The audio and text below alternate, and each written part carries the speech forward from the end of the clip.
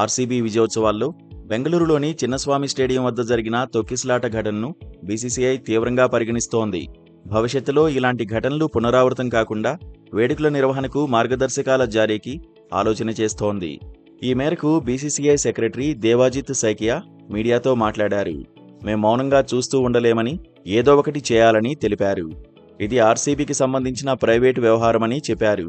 కానీ ఈ దేశంలో క్రికెట్ వ్యవహారాలకు మేం బాధ్యత తీసుకోవాల్సిందేనని, భవిష్యత్తులో ఇలాంటి ఘటనలు పునరావృతం కాకుండా ప్రయత్నిస్తున్నామని తెలిపారు. మరోవైపు ఈ ఘటనపై team India head coach Gautam Gambhir కూడా స్పందించారు. నేను ఆడేటప్పుడైనా, ఇప్పుడైనా, భవిష్యత్తులోనైనా సరే విజయోత్సవ ర్యాలీలను నేను సమర్థించనని తెలిపారు. ఇలాంటివి ప్రజల జీవితాలను ప్రమాదంలో పడేస్తాయని గుర్తు చేశారు. గెలవడం ముఖ్యం, వేడుకలు కాదని అన్నారు. అన్నిటికంటే వ్యక్తుల జీవితాలు ముఖ్యమని పేర్కొన్నారు.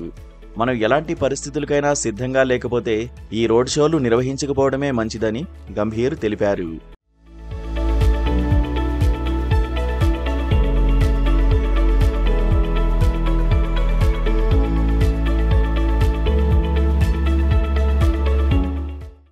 మరోవైపు కర్ణాటక రాష్ట్ర క్రికెట్ సంఘం కార్యదర్శి ఏ శంకర్, కోశాధికారి ఈఎస్ జయరాం తాజాగా తమ పదవులకు రాజీనామా చేశారు.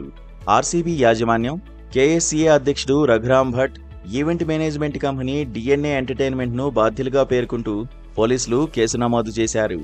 ఇప్పటికే బెంగళూరు నగర కమిషనర్ బి దయానంద్ను సస్పెండ్ చేయగా సీఎం సిద్ధరామయ్య రాజకీయ కార్యదర్శిని విధుల నుంచి తొలగించారు.